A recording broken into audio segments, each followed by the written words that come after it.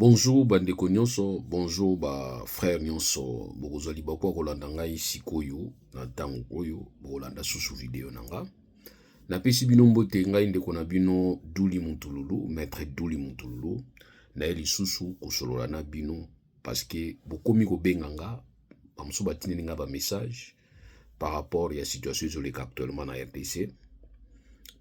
Na pesa vie na ngai, to na meka ko réagir, to na pesa version de fait par rapport à la situation Oyo, qui est à niveau limité, quartier industriel, précisément dans 9e marine, va retrouver des effets militaires, va retrouver des ballons à Bilamba.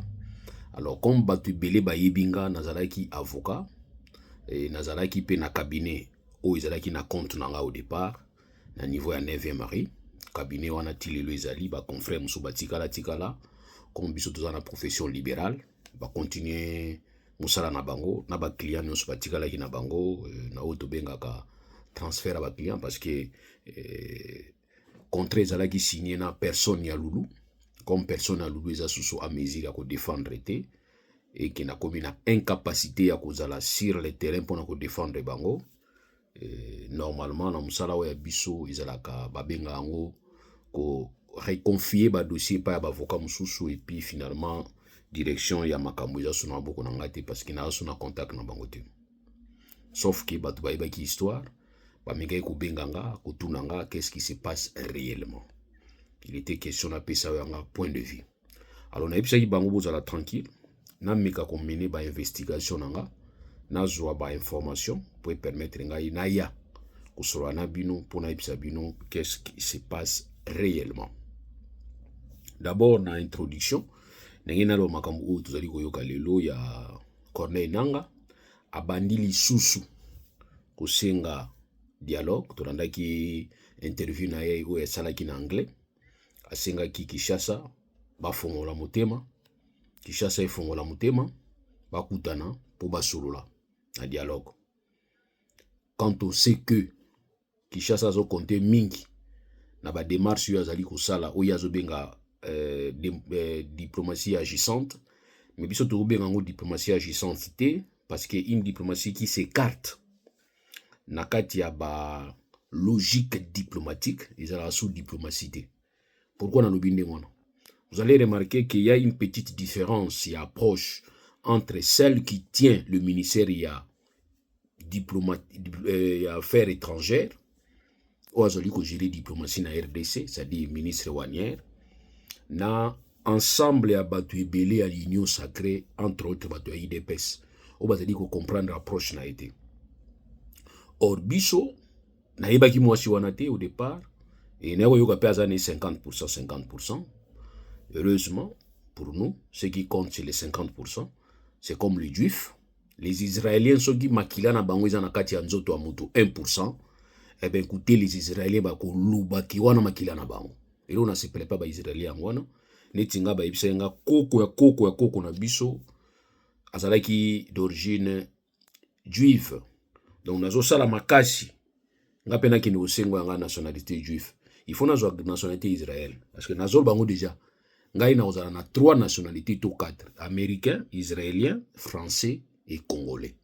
So le biki na perdre ya Congo tozali ko ya kozonga topesa makanisi na biso ya kolobaka ke ba o nyonso bazoeki ba nationalité ba perdaki yango il faut tozongisa bango bazonga et topesa possibilité ya moto nyonso azala na ba nationalité o ya lingi parce que la nationalité c'est la ezali affection ezali sentiment o muto azana ngo na mboka o ya kangami nango. Donc nga naza na sentiment ya kozala congolais parce que na botama congolais na botami na Congo. Mais naza pe obligé te bo pikisanga naza na sentiment ya France, naza na sentiment ya États-Unis, naza na sentiment ya Israël. Na kozwa les 3 nationalités wana, na kozala nango na nzoto. So bolobi ke na perdre ya Congo na sino que c'est pour un temps.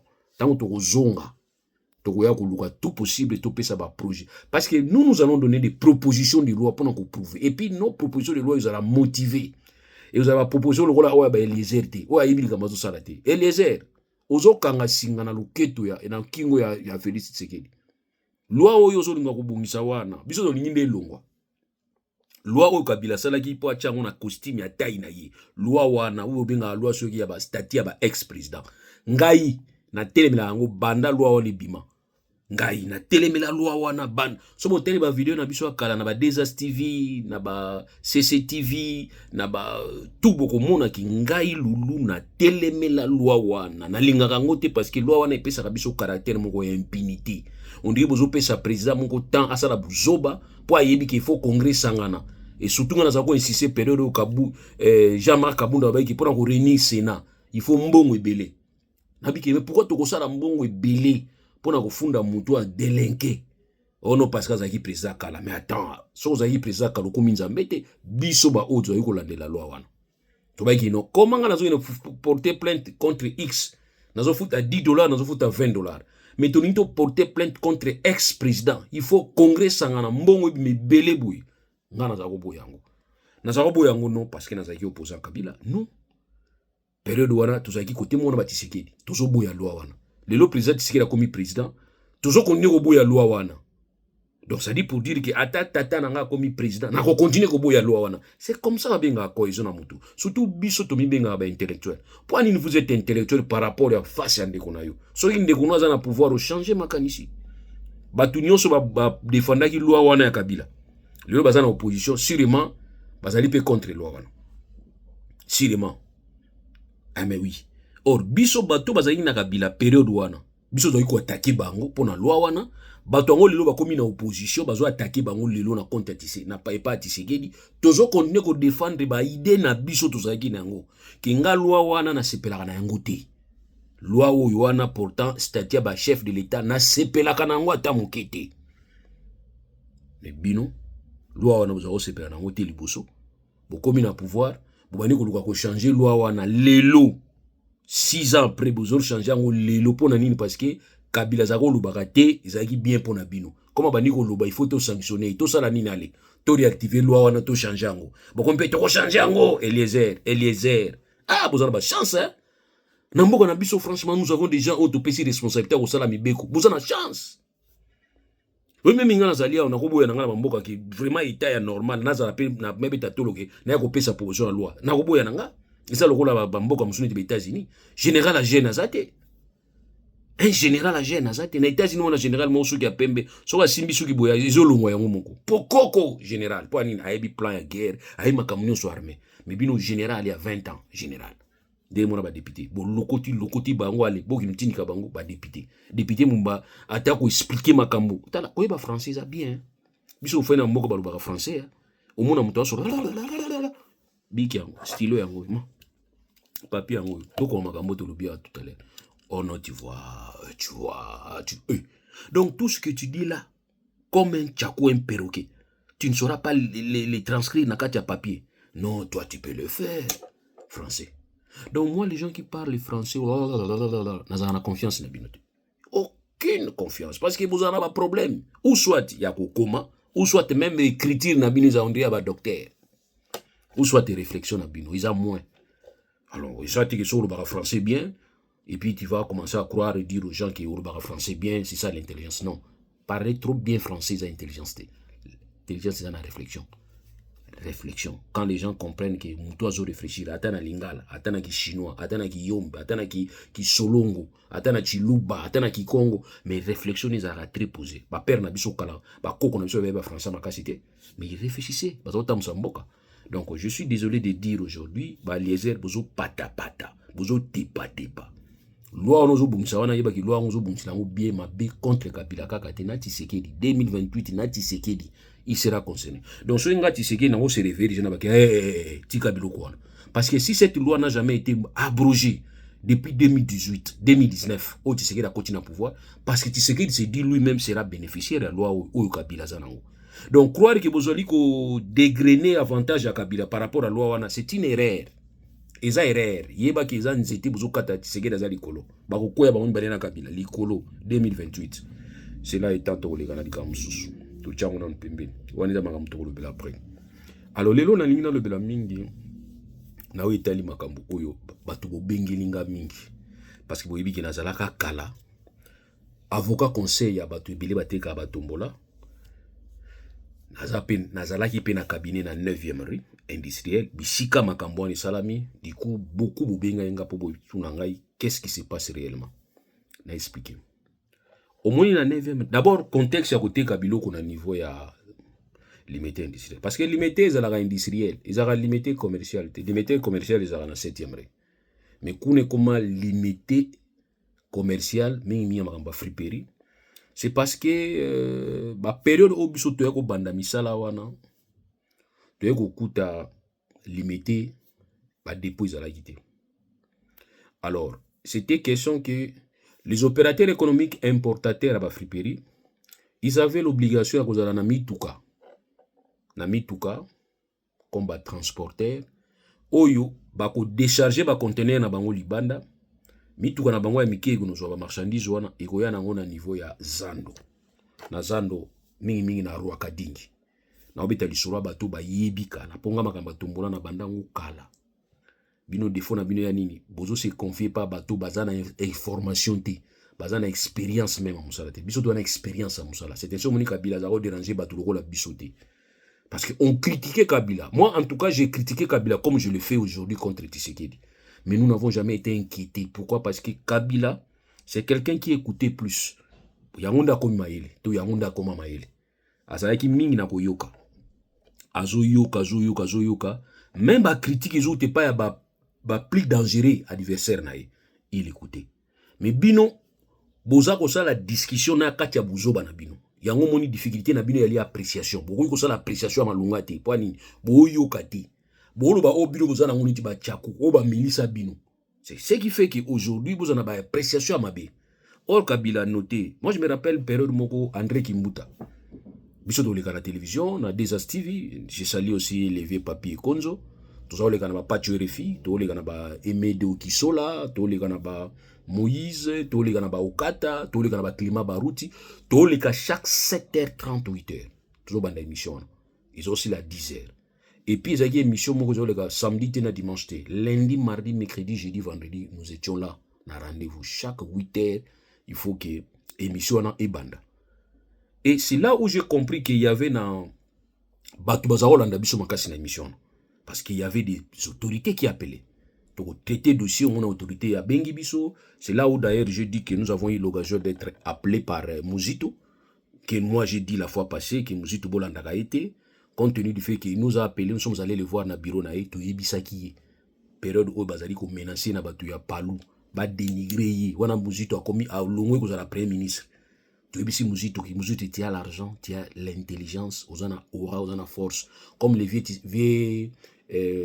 qui zenga comme lemba yo luka otombo la parti wana impose toi kutana vie kizenga obenda parti oh non nazobanga nga na ningi na TV télé silika ngai Emedo Kisola za kune pana bino Pacho RFI na mona yetu za na botuna ye il va vous dire nous sommes allés voir le Mouzito to yebisi boy que non luka tout possible au télé ma pose palu wana osimba na maboko parce que les vieux ne sera plus période comme qui vie bazo lié ça y période wana. Alors, na Mouzito aluka musala na yemba wana to bayito kolbela plus tard to tiki. Donc pour nous tout simplement que émission na tozako sala na niveau des TV, il y avait des autorités qui écrivaient. Quand je vois certaines autorités nazokutana ba en tout cas maître vous avez été critique, oui, peut-être vous avez dépassé les lignes, oui, des limites, oui, mais en tout cas le contenu nous avons apprécié.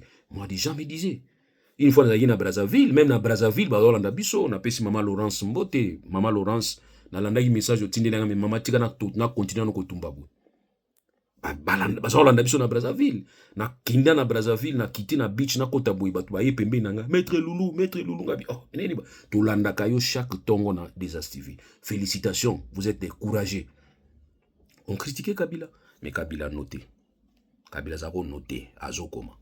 Et je me rappelle aussi dans la même occasion pe Kimbuta yamba biso, oui Kimbuta le vieux Nabiso, vieux Kimbuta yamba biso, André Kimbuta a benga na téléphone abina bango ki bosisi émission na bino na ka ndebo na plateau boya na besoin na bino. Nous sommes allés les voir les vieux Kimbuta to solola tout na biso ba makambo to tongaki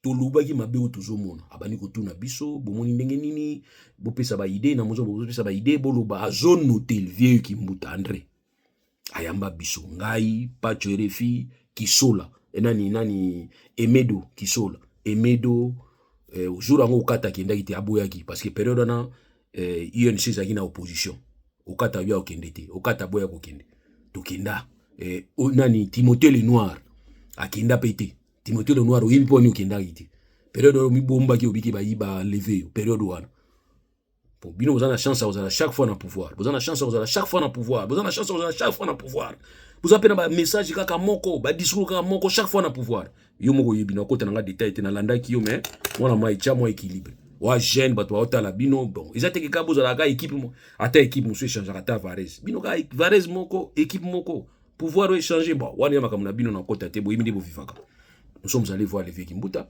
to solo na ye bina suka vie ya tcha epakosa to telemi mutamta tamboli akena ye mais to lobela ki parce que ezalaki mabende to kento changer la ngacho bana kubinela été to bisaki en tout cas excellence awa ça ne marche pas nini awa d'ailleurs je me rappelle période où il y avait un monsieur azwaka même problème il y a DGRK c'était suite à l'attaque na biso vieille André Kimbuta mbaki biso to pesi ba ilima où yazalaki na ngote il a noté babiga atango to kindaki na sima a convoquer ki réunion et puis c'était ba décision koyaki suite à ba dénonciation to salaki donc pour dire que quand nous passons to lubaka auto kanisaka mais to pesa rapé ba ligne nini ya kotambola nini ya kosala keba oyo te oyo mabe to lubaka mais fort malheureusement nous avons des problèmes lelo na régime ya lelo o tozako tonga na ensemble lelo a communiquer ko changer ba to face ba pression ba menace ba arrestation ba visite ya ndako oyo ezali ba bengi bino te boyena ba soda makame belé bon et aussi aujourd'hui nous avons ba dossier ezali contre biso na wetali faux bruit na propagation de ce qui fait quoi faux bruit na outrage bon to yebité or je vous ai dit na wetali makamba faux bruit isa infraction moko même Kabila salila ki angote j'ai toujours dit nuance Kabila zaina ba service na ba aner ba nani il utilisait les services pour na ko déranger ba tout peut-être ou bazo déranger régime na mais ce n'était pas ba béret rouge wana na ba ndeko na ye ngana éviter bande kwa Kabila ezala la province moko ezala la village moko baleki na télévision baleki na ba réseaux sociaux ko fingaka batu parce que nous avons une réalité autour na culturelle na RDC balobi que les notures patrimoine na na culture na bino patrimoine culturel na bino moi mon nom quand je vous donne mon nom vous allez savoir que mutu aza mutu ya Congo central tant obi nzusi ma viokele o bande ngaza muluba kombo mutu nzusi ma viokele à moins que ndoyi moko muluba aparena qui mais vous allez remarquer les mêmes gens des mêmes noms. Je me pose moi-même la question, est-ce que ce sont leurs vrais noms bazo utiliser ou bien ba prêtre nom tout ça pour na sa tribu moko. Moi je me pose cette question, mais finalement après je me dis peut-être ils bango moko. Donc tu vois que Kabila n'a jamais fait ça na bande konaï. Ils allaient la tribu naïe, ils allaient la village naïe, en tout cas ils allaient la parti politique naïe parce que moi je savais que na osala ba débat na bato Kabila na sali na bango débat na nguruti na plateau na nguruti na plateau. Bon comme c'était crié aussi période wana azo sala na Kabila mais aza na voiture te oui toloba azo sala pa ya Kabila mais aza na mutuka te transport oyo ya yelaki eza oyo pesier le loi oyela lobby après tant bozo si ces missions azo senga yo so rotika e côté ko déposer alors to comment il était ba chauffeur taxi fona kino tiki na côté wana et puis ezaki mingi ko tika même son liboso bureau na bango comme ngana zaki na chance cabinet zaki na 9e rue bango bazaki na 7e rue okomona na zumu to PPRD wana na utuko nguruta na nini na l'émission na koti na mutuka na yeko tika etili boso porte na bango na 7e rue industriel akiti batu nepe bazo ba maître tolandi bino maître lobi mabe maître to seki to kabwani meka yango lelo bodi kolekana mutu ayi depes ngurutu ye na plateau zwa ye kino tiki na seba nzete wana kino tika soko uzaneti ki côté no bimilo kola bundaki na Lyon te izani to bundu to bunda na Lyon poko bima bilamba nyonso nde utie pa tailleur ba kato bilamba ba bungisa. Voilà donc pour dire que cette intolérance c'est ce qui fait que batum susu ba ko pesa bino makanisi mais boza prêt à koyoka makanisi on a te pona bien na bino. Or les lobes comme na pouvoir c'est d'être opposant, c'est d'être bato azo revendiquer boza la bato bozo pelisa ba tension te contre boza la bato bozo yoka mingi bozo lo muke bozo décider trop. Voilà ce que vous ne faites pas fort malheureusement. Donc voilà pour la situation où yoto les kanani. Na lobaki ke contexte où makamwani banda kezani. J'insiste que limité industriel les limité commercial. mais les lois comme mingi commercial parce que ben industrie a sauté. Alors qu'est-ce qui s'est passé? Il s'est passé que tangu babilo kona bangona ba conteneur ezali koya. Moi qui no kitsana Rwakadingi zate. Parce que ko créer embouteillage na ba balabala miki ya Rwakadingi. Donc bazako luka ko déposer en côté mususu. Il faut zonete ba dépôt moko ya bango ya relais. Na ba dépôt relais ou bokozwa, bokoyo déposer marchandise na bino kuna. Après mi tout kana bino bonosala ba navette. Et puis souvent ezalaki ba navette on ezalaki par rapport à ba commande. Ba maman ba ke na niveau ya Rwakadingi, ba sali ba commande na bango. Au moins na bimisi 100 ballons. Gérant Rwakadingi a bengi gérant o ya entreposage. Na ba dépôt na bango bazali na bango, ba dépôt na bango bazali na ngoka éparpillé. Ba bengi tindela ngai 100 ballons. Ballon boy. Mutu kezu ezu yango yotika livraison na Rwakadingi. Ça s'est passé comme ça. Alors système wana ba maman bazali mingi ba perdante. Ça je le dis parce que zaki domaine où yanga na ibaki. Perdante tandeni. Ba maman ba congolaise na ba congolais muso zaki na kopango. Bazao mona que vaut mieux ko assister place bazo ça la déchargement, dépotage. Comme ça bazali pe na tendance à pointer lenga oyo. Comme ça du moins il s'entraînait pas. De manière à ce qui dépotage na bino esili, balamo ba maman baza sur place, bazu ba ballon na bango bakei. Yango moni réalité bandaki ya ba dépôt na niveau ya limité.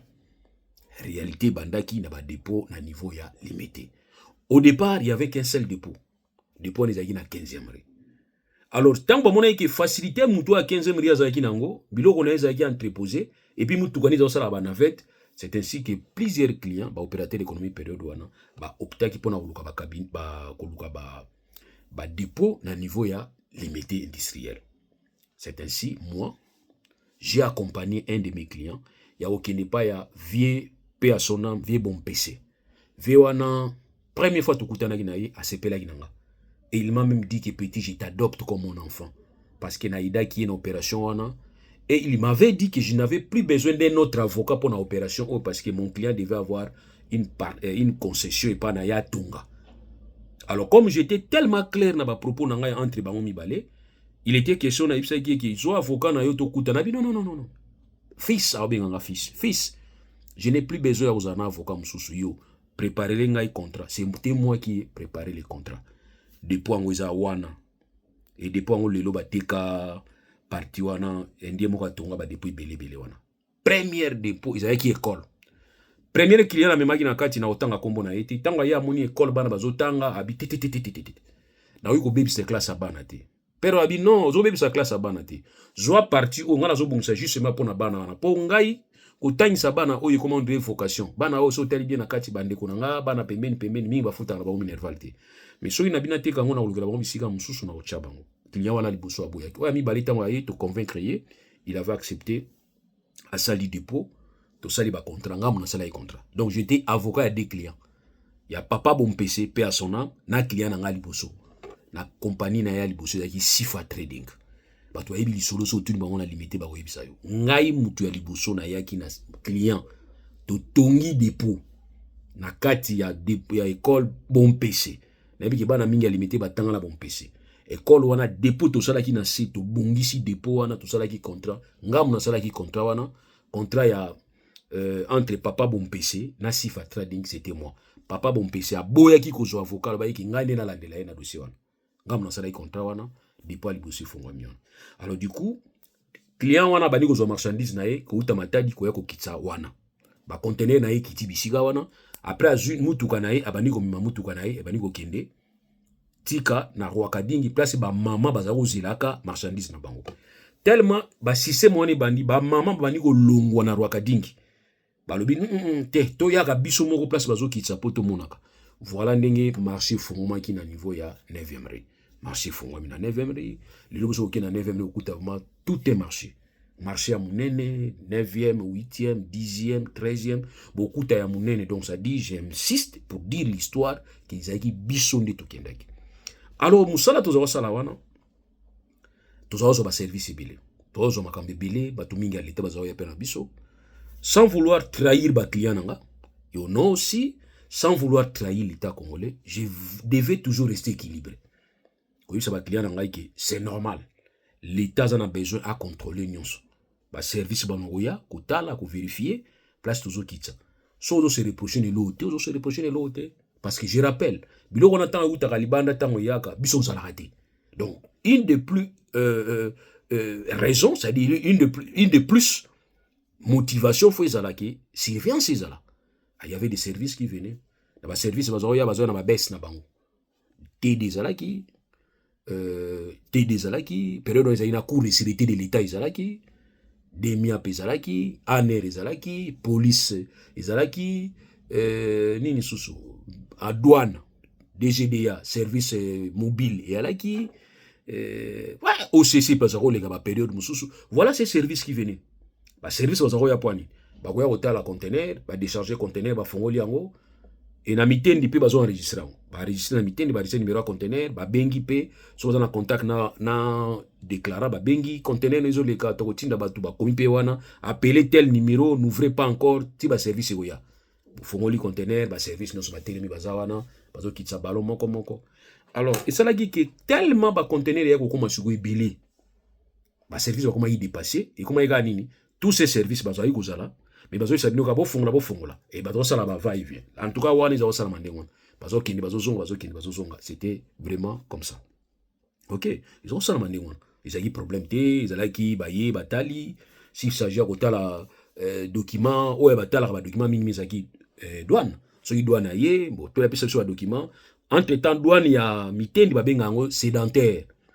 OK, brigade sédentaire où ils ont dosé la mitendi brigade mobile les acquis où ils ont tambola na jeep na bango. Je reconnais encore batu belé, il y a des fidèles, des papa Kankou, ba vie binke non bazaki belé ba Iguette, il y avait verfuatrice moko Iguette na ebaki à mon matadi donc bazako yaka mingi au sentir que bazo ya na ba teni na bango c'était comme ça bazako yaka ndengo na kosala musala na bango c'était bien calme et tranquille. Donc il zali batali s'il faut ça la pointage basali pointage mais mingi pointage za osala makana biloko ya benga ka oizali ezalaki ba balo ba bengango termine bango ya nini za nini homogène ezalaki ba produit homogène c'est-à-dire produit homogène ezali banda sukati banda e bandeli ti suka banda sukati e bandeli ezali ba produit moko donc bazaki na besoin ça la pointage c'est fini terminé bon voilà c'était comme ça mais ba produit ezali ba divers yango ne on sentir que bazo ça la pointage parce que divers produit na produit za na classification nango na ko etel makambo ya mercurial.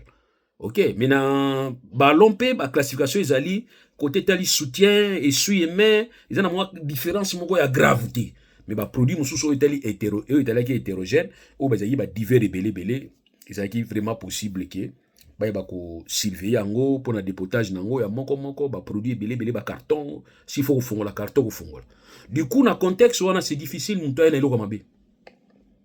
Parce que opérateur économique azali awa par rapport à fournisseur nae akoyibisa ko tia biloko na katite biloko zali mako yate te biloko mabe bizako kota na monte en tout cas par rapport à tana zali nango parce que moi je me disais quoi je ne peux pas permettre à ce que biloko mabe kota et ça la mabe na mboka ngana zali na bana na ngana classe et je le disais toujours devant tout le monde bana na ba otanga na gombe ngana zana limité et inde pété parce que biso ya bato to regrettaka mingi tango yindaka bemba na kabila bazako sonya so nini ya ba parents bazalaki musu ba kufa na attention musu ba belaki donc moi je ne peux pas permettre bisika bana na bazali problème je ne peux pas non plus permettre ma infiltration ba biloko ndengo non en tout cas je l'ai dit tout comme aujourd'hui ba neveu nanga bazakuna ba koko nanga ba petit nanga ba yaya nanga ba maman leki ba maman kulutu ba noko ba camarade bazawana nako permettre te RDC kota na problème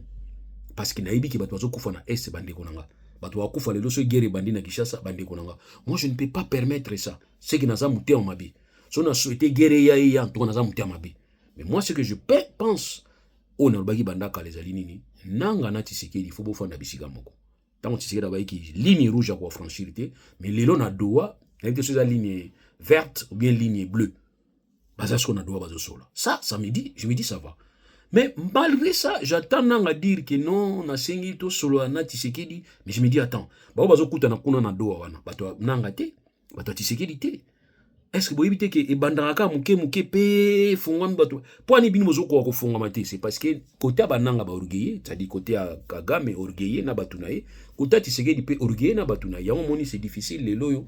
Parce que moi, ça m'étonne. Hier, j'ai suivi Nanga nous dire que il faut to yokana, Tshisekedi, il faut to yokana. Tshisekedi, attention. Quand Nanga tient ce genre de discours, il faut l'accéder que yosa blocage. Parce qu'aujourd'hui, ils veulent savoir, le monde veut savoir qui bloque. Ce monde qui est rebelle, bloqué, c'est un rebelle. On va trouver que c'est un rebelle, on va profiter peut-être d'avancement, mais un pouvoir à place, qui est en difficulté. Oboya, tina nino koboya. Quand on sait que tant beaucoup coûte en amé, tant yo yeba siko vraie revendication nae. Parce que Nanga doit nous dire, si Nanga vous dit que Azali ko Lukako renverser Tshisekedi pour Tshisekedi a changé de constitution, nous allons répondre à Nanga. Nanga, ça c'est une démarche politique. Et en plus, cette revendication, yo commis nango lelo, Azali lelo avant tant bandaki rébellion na yo, Tshisekedi a pas changer de constitution, il n'avait pas dit ça. Tshisekedi batwa ko idée yo. Ils abato yo zone ngako kanga. Bato bako ide yo, eza bato yo zone ngako tia na difficulté. Nitinga bato lukanga pona outrage. Parlons de l'outrage. Outrage c'est une infraction, c'est depuis 1963. Balobi banda période wana, aucun président s'est plaint. Aucun président s'est plaignant pour un outrage. Vous croyez que Kabila, Mobutu Zaka outragé t'es pas Tshisekedi, Etienne? Est-ce que Kabila Joseph, il n'a jamais été outragé par toi, Félix Tshisekedi? Obi combien de fois au tout qui Kabila? Mais infraction wana. Oyo ba irigaki comme infraction. Fait wana, irigaki comme infraction pendant 1963. Il s'agit des infractions. Sauté dans la loi numéro 0300 au mois de wana, il y a 1963. Outrage au chef Ezalaki déjà. Moutassa il a qui Amazalaki. Mais c'est pas pour autant yo Zalaki discipliné face à Kabila Joseph, non. Mais aujourd'hui dans le régime na yo Ponde vient à Bissou, il y a Congo central. Procureur prêt à cassation à la Moussiango. À l'objet que non. Il faut que ça aille là. Quand bien même que en 2016, période où Kabila Zaï ko sala manœuvre na ipo a l'équisa 2 ans sous son mandat, précieux bandaki makasi, c'est là où na niveau mercurial moko procureur général prêt à Cour suprême période wana. A Sengaye pas parquet ba se saisi d'office na ba outrage parce que il avait compris que ba précieux comme belé politique parce que comme ko finga chef de l'état na niveau ba télévision. Et ça qui mercurial a posé qui mercurial na maintenant c'était maintenant question qui ba parquet ba se réveiller période ba parquet ba kipaki informaté ba kipaki informaté bazaki milité ba bazaki poursuivi pour mangamba outrage 2018 eleki c'était toujours l'UDPS dans l'opposition beaucoup milelo yo beaucoup milelo na pouvoir bino oba cela qui est loi mon combo to comportement mon ma base à la contre bino parce que vous avez une opposition beaucoup mis na pouvoir beaucoup mis ko sali la mabiloko na ba force pour na ko ko tia batu mususu en difficulté aujourd'hui un tel record ya batu bakimi mboka parce que bouché bango mal à l'aise. Voilà ce que moi je peux dire que erreur na bino ngwana. Alors aujourd'hui nanga comprend que azana besoin sous ko sala lendoté attaque azana facilité parce que nanga azana facilité nini ya pesa munu passage au moni période moko boye nzembo moko bimaki pesa munu passage. Izaki période au Kabila zawi ko ya. So ba yembi l'église pesa munu passage bato a snip baza okangila ngo bato Mobutu. Parce que izaki ne tozo pesa Kabila Laurent Désiré Kabila signal à Aleka. Aujourd'hui pesa munu passage ezanzela. Aujourd'hui pesa munu passage ezanzela. Donc ba ngomba rebelle bazolonga bakia. Oh ba waza bakangi bazui, mais c'est pour 30 minutes 40 minutes. Bo so ba waza bakangi. Waza lendo bakangi mboka. Appui il faut ça non il faut un appui ba doit ça ba guerre boye ba stratégie à guerre tant bo mboka na point d'avance il faut que appui moko ça appui avion tant appui aviation yé eniati troupe avancer à récupérer mais il faut que appui terrestre pesa là non appui terrestre zani ba soda ba avancer qui biloko na bango silaki munition na bango silaki il faut ba renverser bango et bo renforcer force mususu na ba oba si ba kangi comme ça ba combattant ba continuer ba oba otika na ba kenya rien jeté wazalendo azui. Après, on s'en est afandi. Bazol galo a rouler bazuter. Baki na population, bani ko piller population. C'est ainsi au monde qui ba population qui se pela ou ba rebelle qui ko. Ça c'est déjà un problème. Tant que population bani ko se pela ba rebelle qui bino pouvoir en place benga force loyaliste, c'est un grand problème déjà, c'est déjà échec. Voilà. Donc pour nous tout simplement que tout s'est passé bien jusqu'à lobby batwa benga ko ibsanga ki non écoute voilà, yom tozayi côté kuna ezanini. Ça fait au moins 2 ans. Ça fait 2 ans. J'ai quitté le pays en août 2023. Qui n'a quitté Mboka. Donc, août, dans 4 mois pratiquement, on va atteindre 2 ans Libanda Mboka. Donc, du coup, tout ce qui se passe là-bas, n'a évité. Mais boutique l'angata, n'a vérifié, n'a pas tout attends, comment qu'est-ce qui se passe réellement dans ma cambouille, bah, effet militaire au Bakutanaki. D'abord, je voudrais vous informer, Tocha amalgame. Na Congo, tout a difficulté. Vous voyez les services de sécurité des renseignements sur le terrain, ils ne font pas leur travail. C'est ainsi au Moni que nous avons un problème déficitaire, il y a des renseignements, même à niveau de front, dans la frontière. Et nous, à niveau de terrain où on a besoin de information. Et je me pose la question, service à renseignement à RDC, ça a réellement Moussalani. Ça, en tout cas, c'est une question que je me pose. Parce que je plongé dans ma mbongo. Il y a un moni, bambo qu'on a bisu facilement. Mais si vous avez des gens qui ont conscience dans Moussala, normalement, communication vous allez bien. Pour nous voyez que service à renseigner ça Moussala Mabé, ils ont parti de la communication au Bakondiba Pesaka, tout soit la décision au Bakondiba Pesaka. J'ai toujours démontré lien où ils allaient la décision à Mboka, ok, na ba information au Bakondiba Pesaka bango et ba information où ils ont na ba renseignement au ba service à renseignement ils auront sur le terrain. So moni mukondia ju décision Mabé, dis-toi en tête que Aza mal informé. Or, ce que j'ai information en tant que Mukonji, il y a mal renseigné. Donc, nos services à renseignement, vous ne faites rien comme travail. Pour ça, là, il y a ça, je l'ai dit. Donc, on a prouvé bien pour ça, là, il y a pourquoi dans le bindé? Les informations dont je dispose, vous assurez que n'a pas pu beaucoup. La bande cours de renseignement. Ba information on a disposé. Biloko wana bakangi yango na kati ya ba dépôt na limité ba benga ba dépôt wana bana ya kindawil. Bana ya kindawil ya banani. Bana ya kindawil e yali ba congolais na ba congolaise oyo tokoki ko benga bango neti ba demi grossiste. Musana bango ezalaka ndeni. Musana bango ezalaka ba ko coopérer na ba grossiste ou soit ba tekela bango marchandise en priorité. Ou soit ba def sa bango ba marchandise pour ba tiana ba dépôt na bango ya mike ezalaka mingi sur le long ya petit boulevard. Ba benga bango bana kindawil. Donc ça prouve que vous êtes là, vous travaillez mais vous donnez des mauvaises informations. Il y a un ba décision ya pamba les okoyaka. Or un responsable, un décideur faut avoir ba vraie information pour se décider. Sinon vous allez en vaille. Alors ba garçon na ba papa wana ba congolais ba lukaka vi na bango ba kenda ko zwa biloko et pas ya ba grossiste ou soit na crédit. J'ai été là musala on a bandi yango na 1998 musala on na zobisa bino donc tant on a yaki na niveau limité na zaina on avocat 1998 na zaida d'abord étudiant donc nazo kende chik nazo ya kosala musala na komi avocat wana na boko libana nanga wana donc ça dit na yebi yango parce que na teka pe ba ballon kala na ba 95 na za teka cop na za sala pe yango na ba ballon na yebi ko teka na yebi ko somba na yebi ko gérer na yebi importation na yebi donc ba type wana ba kena ko zo bloc ou soit à crédit. Parce que j'ai eu à départager le conflit mingi là qui na pesa qui est 50 ballons TK 50 ballons pesa gambon 10 ballons tout ça li ba papier futaka tandam j'ai eu à régler beaucoup de problèmes là-bas. Bazo rabilo wana bazo zoa bazo te baibi de basalaka bana kindawil na pesa bino mbote bana nyoso kindawil na mona suba mandefu na mona bato belé boze belé wana na pesa bino mbote. Alors, batiara ba dépôt na bango mike. Bon ma BP zanga te na bete mi masolo ma BP ya malamu pe ya ma BP. Ma BP zanga te ba garçon mususu. Bango nyoso te.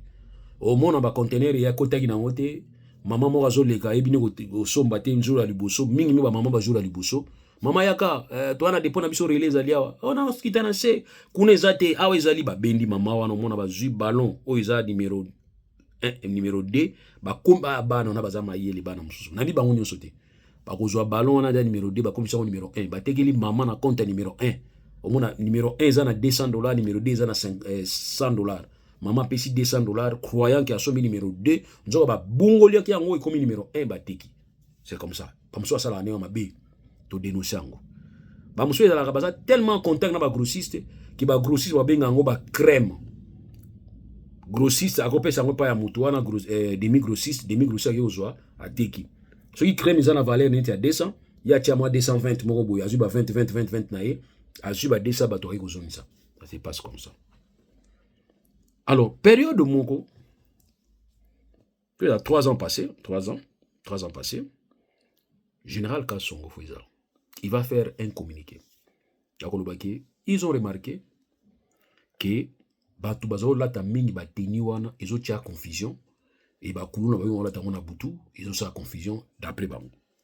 Alors ils vont interdire ba chapeau, ba polo, tout ce qui est en rapport avec les militaires d'une manière à côté tali ba vêtements, chapeau, polo, kasnini, pantalon, et fait sapatou, nyonso wana interdit. En tout cas, ça fait 3 ans. Ça fait vraiment 3 ans. Parce que moi, dans la période na longwaki, na période où il délai décision les hommes qui 3 ans. Bah interdit, on entend bah interdit. Il a été quand même bien parce que nous avons écrit pour dire, moi, en tout cas je me rappelle, mais nous avons sollicité pas ya Général Kassongo.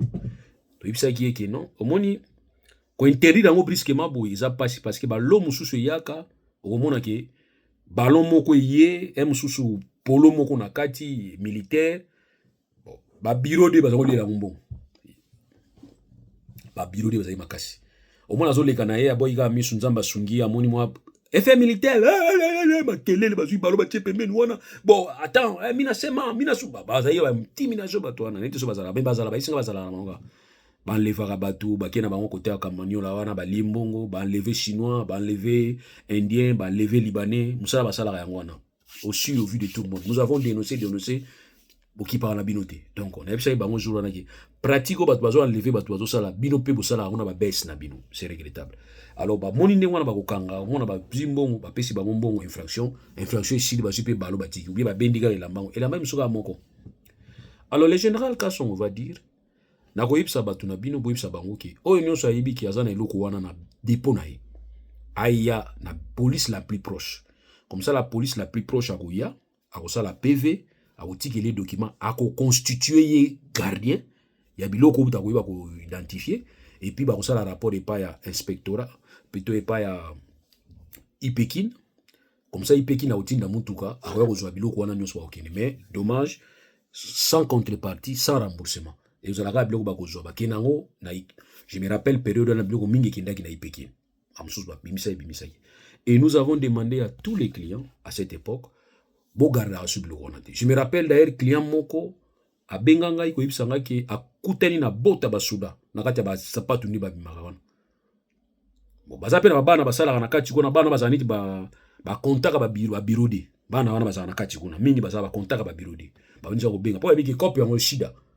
Ngana sauté premier na bengi police la plus pembeni aye azu yango asali PV atikeli azu ba boto commandant de bina monolata ba boto yango azu boto wana kendaki tango bato bureau de ba yebo yo te ba ibisi biso document yango ah ça va merci bon, voilà donc ça dire ba pesa ki to benga yango procédure à suivre.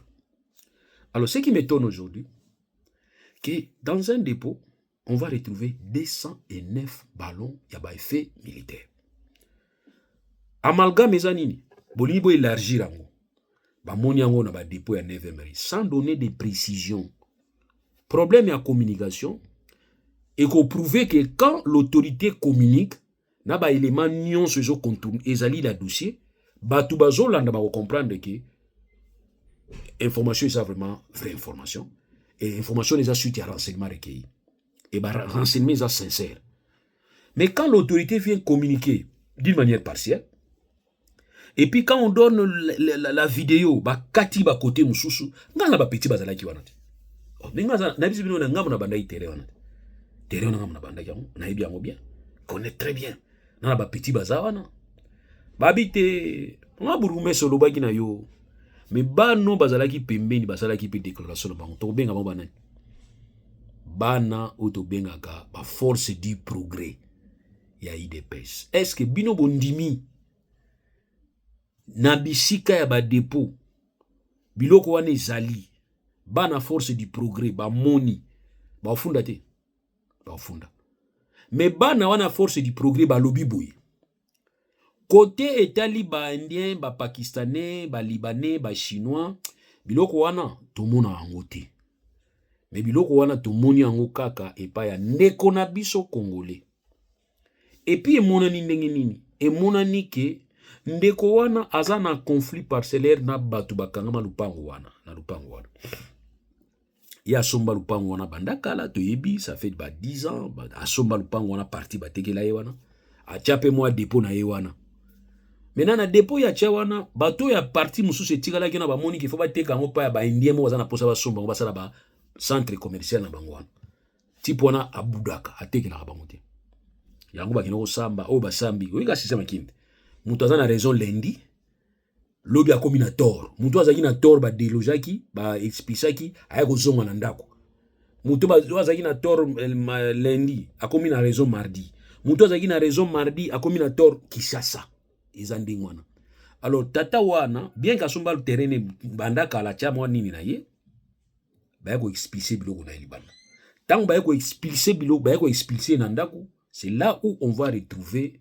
209 ballons libanda baservice baye bakangi yango yango moni bourgmestre aleki alobi oyo alobi mais biso tolingaki nde aloba nyonso parce que bino boopta makambo nyonso na oyo ya nkuku bobomba nanu boke koloba ngo na miso ya bato mais loba nyonso comme ça tout le monde va l'informer nini problème eza réellement sinon bozotia bato na piscose expert nango ya kotia bato na piscose ezali Eliezer. Quand Eliezer passe la télévision, député, journaliste, député. Akobana koloba makambo moko boy na oyo fala lobati. Bakangi tirki moko boy. Tirkango, ba pesa ki 5 millions, na facture à 5 millions, a commission 21 millions, na 21 millions, ba pesi minduki te. Tango ba pesi minduki te, bakangi, ba tie wana. Attends. Minduki. On ne vend pas minduki ni boteka kwanga. Basomba minduki ni boteka basomba kwanga te.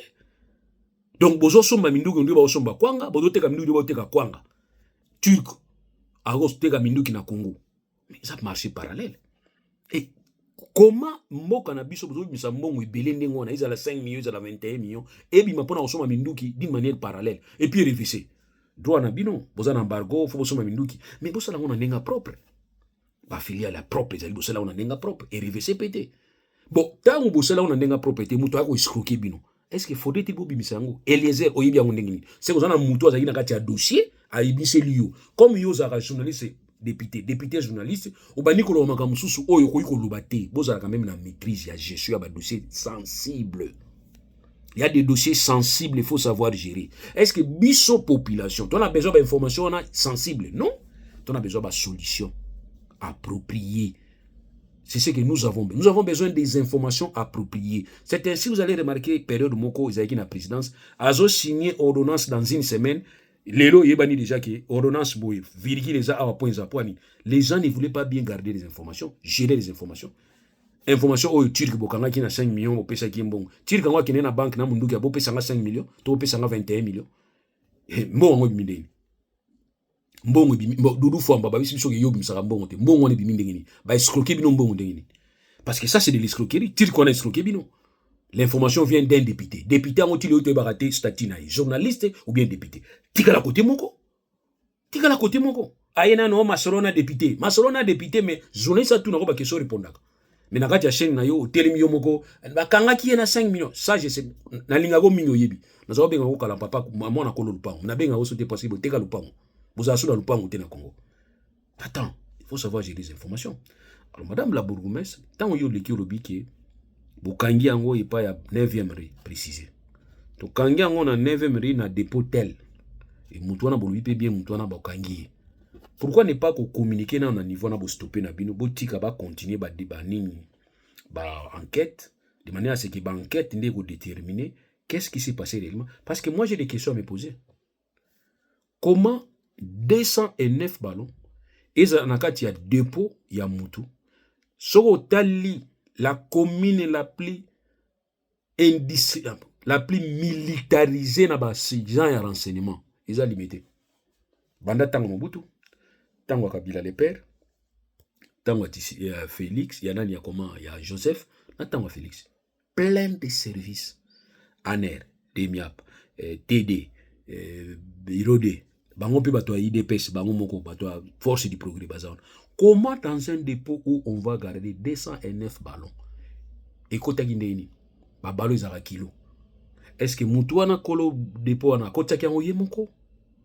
Parce que heureusement bolobi pe bien que suite ya expulsion au ba odona qui est pas ya commissaire divisionnaire ya ngonde sali ki bo découvrir ngo, et tout ce temps ezaki 209 kaka ou bien ezaki 1000 soki ezalaki 209 kaka euti wapi, soki ezalaki 1000 mususu eke wapi?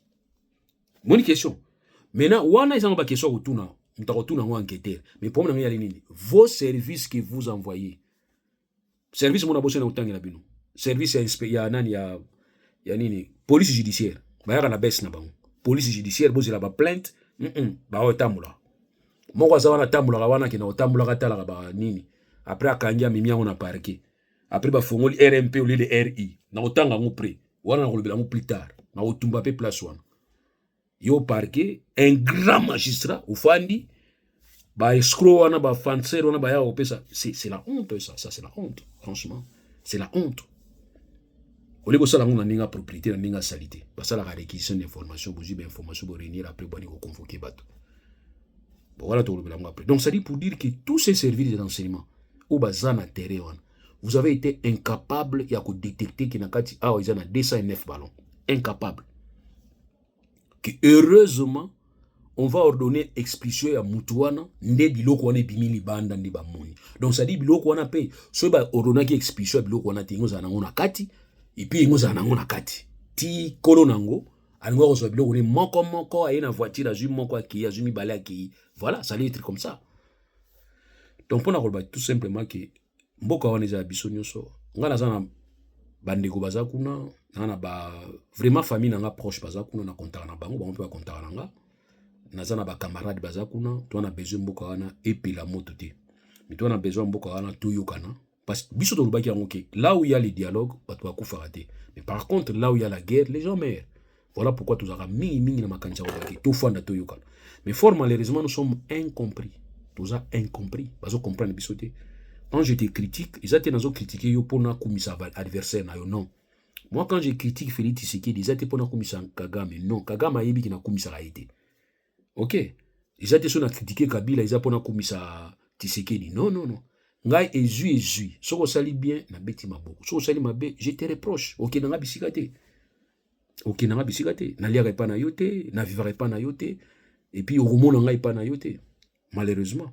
Donc voilà pourquoi nous disons aujourd'hui, nous pensons que dossier oyo bozui ba effet militaire na kati ya limité 9e ri, il faut qu'on précise parce que amalgame ezali ko kanisa ke 9e ri nyonso ba moteka ba effet militaire na yuki nanga ke ba service ba otamona ba dépôt nyonso. Ça c'est encore ko créer psychose inutilement par la population. Qu'est-ce que vous pouvez faire pour renforcer quand ba service non apparent?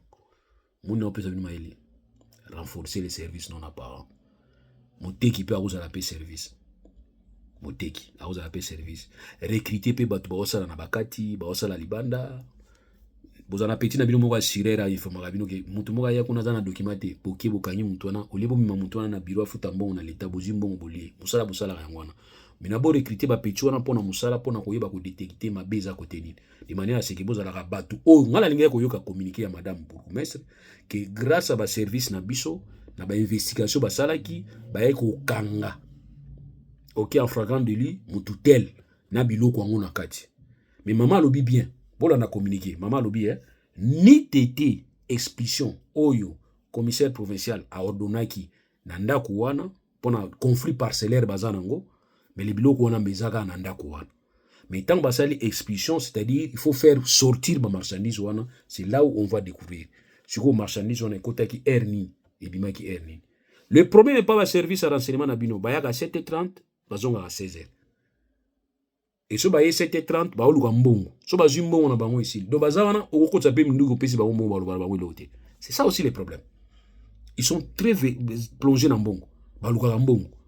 Ba musu bazana ba bundaki. Po ani besa o isili, fala longwa ba ninga ba remplacer. O yazaki na besa liboso tellement moni miel ezawana lingo kenete bitumba. Ngana kabola combien de fois ba bundana. Ngana kabola combien de fois. Bato anena bato dimia balinga bunda na misu na ngana kabola na opia bango conseil. vous avez un service à minene, vous bundate, vous kabulata muke muke, bon maître toyo qui te bon kabula muke muke. Donc baza le bon. Mais oh non, il faut ça la musala. Donc j'insiste pour dire que ceux qui bokangi babilo ko wana ba o wana 209 ballon wana ba tcha ngona pocheté et mona na misu poser la question à vos services de renseignement de sécurité sur le terrain musala ni busala. Busala ko rendre compte basala musala malungate. Ya malunga basala kate. Alors ici, je voudrais encore rappeler, et pas à Batunyon, sur le conseil, Mboka na biso, tout ça a besoin de kimia. Mboka na biso, tout ça a besoin de problème bandade. Batouaza na Kishasa, Batouaza na partie ouest, place guerre yate. Bozo ba passe ya guerre te. Botou na Batouaza na est. Bazo souffrir na guerre, atrocité à guerre. Guerre ezala epesa mutu moko à l'est. Ezala mutu azo tirer masasi, ezala mutu azo masasi bazo beta. Mutu azala à l'aise azate. Voilà pourquoi on a pesi bino version na ngai ya likamboyo. C'est un dossier qu'on devrait gérer autrement. Mais dans Kinshasa, l'autorité qui va gérer le dossier plus dans les réseaux sociaux, plus dans les chaînes de télévision, que dans les bureaux pour avoir une vraie solution. Nous avons besoin de vraies décisions. Nous avons besoin de décisions où il y a une vraie information et nous avons besoin d'informations où il y a un vrai renseignement. Le service de renseignement, pour faire bien, pour recycler, pour faire bien, balela mbongo na bango bango ka eloko etalaka pa na bango ezali mbongo. Voilà likambo ko yebisa bino mbaloyo yango wana. Alors au-delà de tout, to créer piscosité parce que ko ba effet militaire bato babenga bakanisi minde bakuti ba char de combat, bakuti ba avion nakati non, bakuti bilamba ya ba militaire na dépôt ya un sujet congolais. Sujet congolais wana ezali nakati ya lupangu na ye. Lupango ya somba ça fait 10-11 ans et nakata lupango bazana conflit na muto bakangama lupango tango ba ko expliquer muto yoana fandaka wana nakata lupango na dépôt na yoana bisika nde ba moni 209 ballons ya bilamba basoda ngai question na yali ekota wana ndenge nini parce que 209 ballons c'est à peu près un demi-conteneur il faut le décharger tango bazako décharger est-ce que ba service ezala ki wana ba service nini boya osala na terrain soki biloko wana oleke bokanga ngo bino mais ali expulsion oyo commissaire provincial ayeba coordonné na tinete babimisa mutu nakati ya ndako nde biloko emone donc bozo sala na bino musala te donc congolais bozala sûr que ba protéger na bango biso te ba protéger ka bino te bato ba protéger bino bazaka na esprit kaka ya mbongo na mitu na bango yango ni moyo sala musala na bango malamu ezate amalgame ezate na félicité bana une fois de plus parce que ngaso mutu asali malamu na lobaka na félicité bana ya force du progrès ba lobby bien bon ba lobby bien pour ani ba protéger pe bango kwanga place basalaka pour bazongo so ba couple bango mikemi basalaka wana place ba opérateur économique expatrié wana bango osala wana na moni peut-être moi calme kota po bango osala bango wana ba lobby ke biso tozali bato a pouvoir tozali ba lisu la lito ya fachi soki biso to moni biloko wana mbele to so funda kala do biloko oyo bimi côté na bango te bimi côté ba congolais. Or, quand on Congolais, il y a force du progrès. Bah, nous sommes à décharger pas Congolais. Bah, on va ça à décharger pas expatrié. Bah, le bibouille. So bah, mon qui on pas expatrié, mais bah, ça funda kala. Mais 209 ballons na kati ya lupango ya Congolais na dépôt Congolais. C'est comme si besoin ngabo la tsango batunyonso. Yango ba kinoko kuta na bourgmestre. Et puis jour na basala ki déclaration. Mais déclaration na bango ezala ki akokanga na déclaration à bourgmestre. Comme ezala ki communication à bourgmestre a bimisi ga oya ye. Bokotala logo ya commune bimaki. Donc communication les alliés destinés à consommation à bateau à bourgmestre comme les alliés communication ya yé à saliango maintenant communication mususu o ya bana wana ya IDPS ba force du progrès ba pesaki wana ba moni yango za consommation bien te ko effacer consommation liboso ba longola kiango bo senga bango déclaration bana IDPS bourgmestre pesa déclaration bana IDPS ba yeko yebisa yo ba yebisi yo ke bolanda congolais wana parce que côté na bango kuna na C place bango ba sala musana bango na ba indien wana ba pakistanais na ba chinois ba mona ka biloko wana te jour ba ko mona ba ko funda parce que pouvoir des ya bango ba limité Tshisekedi na bango alongwa donc c'est que mutu azoya na ba fait militaire wana alinga alongwa na Tshisekedi bango ba okende wapi ba okimina wapi bourgmestre se pesa vraie information communiquer malamu merci mingi na bino nyonso na pesi bino mbote pour s'abonner compte na nga DLM Tuli DLM Lulu TV pour s'abonner compte na nga TikTok pour s'abonner et quand on a WhatsApp déjà tellement à kotonda pour faire suivre bossa beaucoup d'argent pour faire suivre ngana zana bino ensemble na olembati so ba question ezali botuni na ko répondre on a yaki ko répondre nango spécialement 1 heure du temps parce que en tout cas j'ai eu des appels, bato benga kingai, n'abisi bango ki kuna ngana zala rasouté. Et j'ai dit à tous les clients, j'ai dit à cet ami qui m'a appelé, yebisa ba client na bino, oba okanga na mabe wana étalier parce que nous on ne peut que vous défendre par rapport à nos limites. On ne peut pas aller au-delà. Ngama on azali nazo ko se défendre na kimi. Donc oya ko sala ne ba erreur ya ko respecter mi begote, on a problème là. Bon respecter mi beko, mutaza président ko niza Tshisekedi. Siko aza président, tozo senge pa na ye ndi aluka tout possible ndi fongola mutema. Fongola mutema. Ko bunda eza na tina te. Kabila baki muta simbi maki ba so na kata bunda kate. Yo ningo bunda trop à mon ami. Allez, au revoir.